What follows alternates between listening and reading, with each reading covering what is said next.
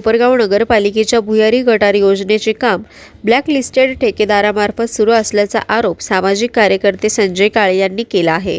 तात्काळ ठेकेदाराकडून काम काढून घेऊन फौजदारी गुन्हा दाखल करण्याची मागणी त्यांनी प्रशासनाकडे केली असून न्यायालयात जाण्याचा इशाराही त्यांनी प्रसार माध्यमांशी बोलताना दिला आहे। याबाबत काय म्हणाले संजय काळे, पहा सविस्तर।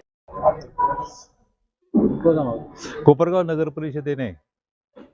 नगर परिषद हद्दीमध्ये 300 कोटी रुपयाची अंडरग्राउंड पाईपलाईन व अंडरग्राउंड सिवेज पाईपलाईन आणि सिवेज ट्रीटमेंट प्लांट असे 2 प्रकल्प हाती घेतलेले आहेत। या 300 कोटीच्या कामामध्ये ज्या ठेकेदाराला हे काम दिलेलं आहे मंगुकिया ब्रदर्स आणि जयंती सुपर। मंगुकिया ब्रदर्सला 90% पार्टनरशिप असून जयंती सुपरची 10% पार्टनरशिप आहे। या संदर्भामध्ये माहिती अधिकारामध्ये मी ज्यावेळेस गुजरातला माहिती मागितली, नर्मदा सरोवर प्रकल्पामध्ये जयंती सुपर ही कंपनी 10 वर्षासाठी 2029 पर्यंत ब्लॅकलिस्टेड आहे। अशा ब्लॅकलिस्टेड असलेल्या कंपनीला टेंडरप्रमाणे ताबडतोब त्याच्यावरती फौजदारी गुन्हा दाखल होऊन त्याचं टेंडर रद्द होणे जरुरी आहे। मंगुकिया ब्रदर्सनी एवढं मोठं काम आजपर्यंत केलेलं नाही। त्याच्याकडे कुठल्याही प्रकारचे डॉक्युमेंट टेंडरला त्यांनी सबमिट केलेले नाही।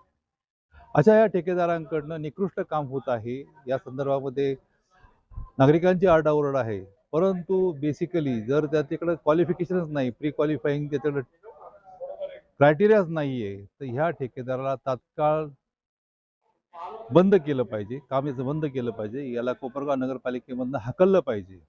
त्याचबरोबर जे सिवेज ट्रीटमेंट प्लॅन आहे, हा आहे नवा बाजारतळ।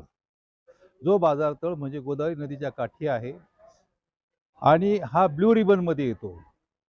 ब्ल्यू रिबन म्हणजे ज्या ठिकाणी कुठल्याही प्रकारचं बांधकाम करता येत नाही। महापूर आला किंवा पूर आल्यानंतर ह्या ठिकाणी पाणी साचलं जातं। अशा ठिकाणी कुठल्याही प्रकारचं बांधकाम करता येत नाही। त्या ठिकाणी कोपरगाव नगर परिषद सिवेज ट्रीटमेंट प्लांट करत आहे। हे चुकीचं आहे। याच्यावरती तात्काळ कारवाई व्हायला पाहिजे, याचं रिएस्टिमेट व्हायला पाहिजे आणि अशा ठेकेदारांना जे ब्लॅकलिस्टेड आहेत त्यांना किती कमिशन घेऊन कोणी किती कमिशन घेतलं याचा देखील शोध घेतला गेला पाहिजे। असे ठेकेदार महाराष्ट्रामध्ये काम कसे काय करतात? गुजरातमध्ये हा गुजरात सरकारचा प्रकल्प आहे। नर्मदा सरोवर प्रकल्प हा गुजरात गव्हर्नमेंटचा आहे। गव्हर्नमेंटच्या प्रकल्पामध्ये जर ब्लॅकलिस्ट केला आहे तर नगर परिषदेमध्ये हा कुठल्याही प्रकारे काम करू शकत नाही। हा तात्काळ निष्कासित केला पाहिजे, याच्यावरती फौजदारी गुन्हा दाखल केला पाहिजे। याने शपथपत्र दिलेलं आहे की मी कुठेही ब्लॅकलिस्टेड नाही म्हणून। असं शपथपत्र देणं म्हणजे कायद्याच्या विरुद्ध केलेलं काम आहे। हा IPC प्रमाणे मोठा 420चा गुन्हा आहे आणि 2 कंपन्यांनी एकत्र येऊन कट करून हा डॉक्युमेंट तयार केला, जॉईंट व्हेंचरचा डॉक्युमेंट तयार केला। हा देखील कटपूर्वक आहे। फौजदारी गुन्ह्यामध्ये हा मोठा कट आहे आणि हा जो मुख्याधिकारी आहे याने कुठल्या प्रकारची खात्री न करता हे काम दिलं, याच्यावर देखील गुन्हा दाखल झाला पाहिजे अशी माझी मागणी आहे। या संदर्भात मी माननीय मुख्यमंत्र्यांकडे देखील पत्र, नगरविकास विभागाला पत्र दिलेलं आहे, जिल्हाधिकाऱ्यांना पत्र दिलेलं आहे।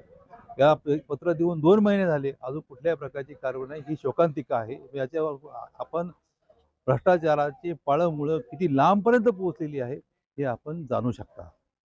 मी न्यायालयात जाणार आहे, 100% न्यायालयात जाणार आहे। मी याच्या विरुद्ध पूर्णपणे स्वतः फौजदारी गुन्हा दाखल करणार आहे। पण हे जे चाललेलं आहे याची वाचा फुटणं जरुरी आहे, जनतेला कळणं गरजेचं आहे। माझं काम तर चालूच आहे, मी अविरत चालू आहे, ते थांबणार नाहीये।